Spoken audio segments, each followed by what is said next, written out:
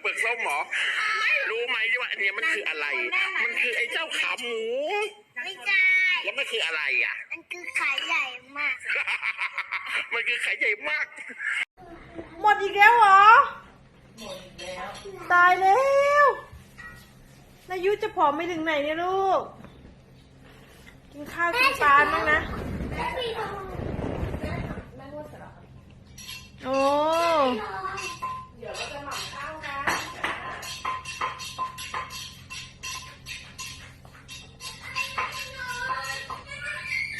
มา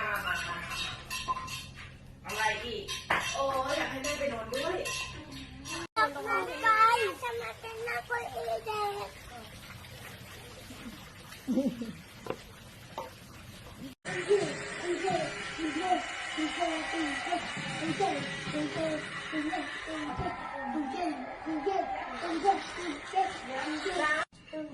แม่ไม่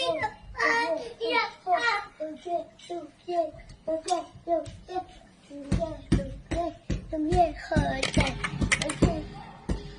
จะลงแล้วน่ะเชิดจนเป้าแหก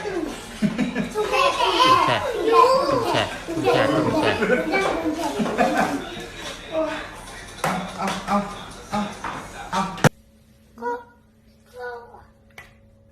มันเป็นของพี่เด็กพมังละลายโอ้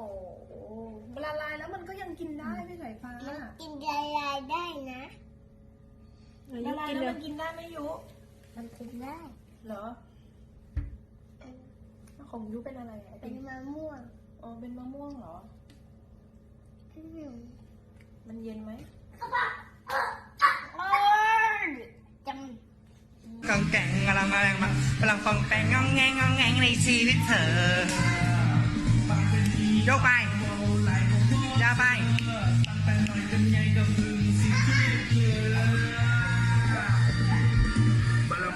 แค่น้อใจอ้าย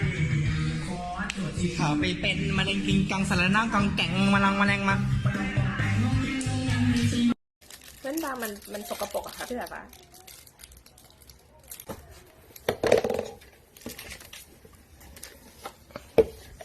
บัตรอีกหนึ่งหายไปไหนอ่ะหนูไหนอันไหนไม่จะยุ่งหาไม่เจอเลยแค่ไปใจโอเคครับไปกันครับไปกันครับน้องพายุไปกับแม่ไหมเจ็บกับน้องยุว่ามันต่ำไปไหมลูก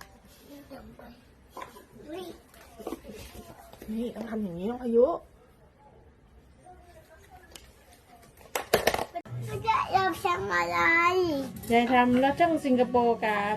เราทำอะไรแล้วจ้องสิงคโปร์ยุกินไหมใส่น้ำแข็งเยอะๆอร่อยไม่แก่ใครตายแม่เรากินอะไรเรากินแล้วจ้องสิงคโปร์อร่อยเหนียวหนึบเย็นๆ